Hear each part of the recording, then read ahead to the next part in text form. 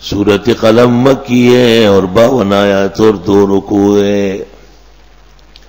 گزشتہ سورت میں دلائل عقلیہ تھی، اس سورت میں بھی دلائل عقلیہ ہے، لیکن اس کے ساتھ دلیل نقل بھی ہے، یونس علیہ السلام کا واقعہ۔ اللہ گزشتہ سورت میں حق تعالی نے فرمایا کہ میں نے کسی کو ایسا متبرک نہیں بنایا کہ وہ تصرف کرے اور غیب دان بنے۔ تو جب آپ یہ کہیں گے نا کہ کوئی درگاہ، کوئی بزرگ، کوئی نبی، ولی، مرا ہوا، زندہ کبھی بھی ایسا متبرک نہیں ہے جو تصرف کر لے، تو مشرکین آپ کو کہیں گے کہ یہ پاگل ہو چکا ہے، اور مسئلے کم ہیں کہ دن رات بس یہ ایک مسئلہ بیان ہو رہا ہے، توحید توحید و سنت و سنت، اور کافر دنیا میں کم ہے کہ یہ بدعتیوں کے پیچھے پڑا ہوا ہے، یہ کہیں گے کہ یہ پاگل ہے۔ تو اس سورت کے اخیر میں فرمایا کہ ہاں یہ کہنے والے کافر ہیں، نبی کو اور موحد کو پاگل کہنے والے کفار ہیں۔ اور سورت کے شروع میں پیغمبر کو تسلی دی کہ ما انت بنعمت ربک بمجنون، ان کے کہنے سے بالکل متاثر نہ ہو، آپ پاگل نہیں ہیں، آپ پر خدا کے فضل اور انعامات کی بارش ہے۔ تو سورت میں تسلی ہے اس موحد کے لیے جو اللہ کی توحید بیان کرے، اور توحید تب بیان ہوگی جب غیر اللہ کا رد ہوگا اور ان کی نفی ہو۔ یہ ایک مسئلہ ہو، اس کو کہتے ہیں المسئلۃ الاولی المذکورہ فی سورۃ القلم۔ انت تدعو الناس الی اللہ وتدعی بأنہ متصرف وعالم بالغیب وما جعل اللہ احدا متبرکا بحیث یتصرف ویعلم الغیب فاذا ذکرت هذه المسألة فالناس يلزمون عليك ويتهمونك بالجنون بأنه مجنون۔ آپ کو دھمکیاں دیں گے کہ ان قریب ہماری درگاہیں اور ہمارے بزرگ آپ کو ٹھیک کر دیں گے۔ جواب ما انت بنعمت ربک مجنون، اللہ کے فضل سے آپ کسی قسم کے دیوانے نہیں۔ یہ ایک مسئلہ ہے۔ دوسرا مسئلہ یہ کہ یہ مسئلہ سخت بہت زیادہ ہے، پیرانی پیر غیب دان نہیں، لاہور والے سید علی غیب دان نہیں، دہلی والے نظام الدین متصرف نہیں، اجمیر والے معین الدین غیب دان نہیں، بر امام متصرف نہیں، بنگو پیر و عبداللہ شاہ غازی کچھ نہیں کر سکتے،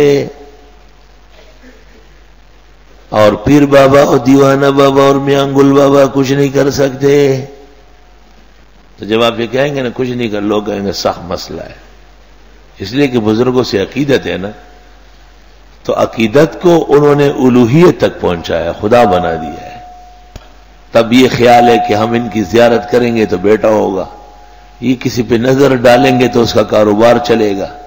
یہ روٹ جائیں گے تو وہ غرق ہو جائے گا۔ تو آپ کو کہیں گے کہ اتنے سخت بیان کی کیا ضرورت ہے، آپ ذرا بیان نرم کر لیں۔ تو جواب یہاں آیا کہ آپ کو یہ کہنا کہ آپ نرم ہو جائے۔ کون کہے گا؟ المکذب، ایک اس کا نام ہے جھوٹا، دوسرا مداہن، تیسرا حلاف جھوٹی قسمیں کھانے والا، چوتھا مہین ذلیل، پانچواں حماز چغل خور، یعنی چغلی کھانے والا، عیب نکالنے والا، اور نمیم چغل خور، مناع خیر کو روکنے والا، معتد حد سے بڑھنے والا، اثیم پرلے درجے کا مجرم، اور سب باتوں کے علاوہ اوتل جٹ، زنیم حرامی۔ یہ 11-12 گالیاں اس شخص کو دی جو آپ کو کہتے ہیں کہ ذرا نرمی کر لے۔ آپ کو جو کہے کہ آپ بدعت کا رد نہ کریں اور شرک والوں کو چھوڑے، مرزائیوں کو کہے وہ دور بیٹھے ہے نا، رافضیوں کو برا بھلا کہے، تو اللہ فرماتے یہ کہنے والا کون ہے؟ مکذب ہے ایک، مداہن ہے دو، حلاف ہے تین، مہین ہے چار، حماز ہے پانچ، مشاء بنمیم ہے چھ، مناع للخیر ہے سات، معتد ہے آٹھ، اور اسیم ہے نو، اتل ہے 10، زنیم ہے 11، یہ 11ویں دینے والے شیطان۔ اس صورت کے اندر دلائل عقلیہ تھی 11، اور اس صورت کے اندر جو آپ کے مسئلے کو سخت کہے اور آپ کو نرم کرنا چاہے، اس پر 11 دفعے لگائے ہیں کہ یہ 11 جرائم کا مرتکب ہے۔ سورۃ قلم ابتدائی نازلوں میں سے ہے، بس اقرا بسم ربک الذی کے بعد دوسری قلم ہے، تیسری مدثر ہے، چوتھی مزمل ہے، پانچویں فاتحہ ہے۔ بسم اللہ الرحمن الرحیم، نون والقلم وما یسطرون، کہتے نون کے معنی ہے دوات کے، قسم ہے قلم اور دوات کی، ما وما یسطرون، اور وہ جو فرشتے لکھ رہے ہیں اللہ کے اسماء و صفات۔ نون والقلم وما یسطرون، یہ وجہ بھی ہو سکتی ہے کہ آگے چل کر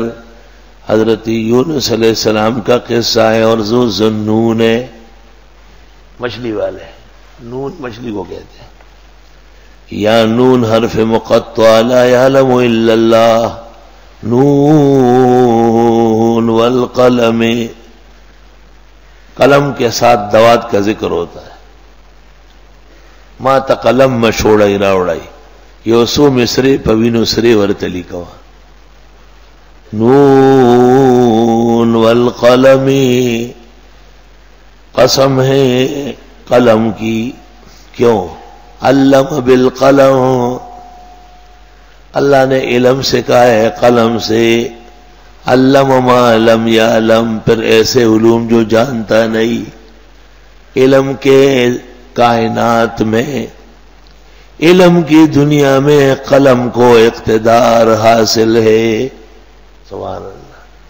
صاحب قلم، علم کی دنیا میں قلم کو اقتدار حاصل ہے، سبحان اللہ، اس طرح یاد کرو، نون والقلم، اس میں کوئی شک نہیں کہ دنیا لکھ پڑھ لیتی ہے، لیکن اے پیغمبر آپ کو میرے علاوہ کوئی پڑھانے والا نہیں، نون والقلم،